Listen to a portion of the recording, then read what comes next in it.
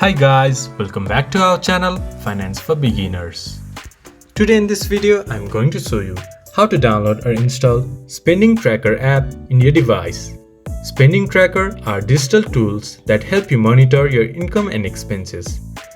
It can be valuable resource for anyone who wants to gain control of their finances and reach their financial goal. Now moving on to the video, first of all go to your Play Store or App Store. Then search Spending Tracker app. There you can see Spending Tracker. Tap on it, then press install. It might take a while to install the app depending upon your internet speed. Once the app has been installed, open Spending Tracker app and start tracking your income and expenses. This much for today's video. If you guys find our video helpful, please leave a like and comment. And do not forget to subscribe our channel and hit the bell icon. I'll see you guys again in our next video. Thank you for watching.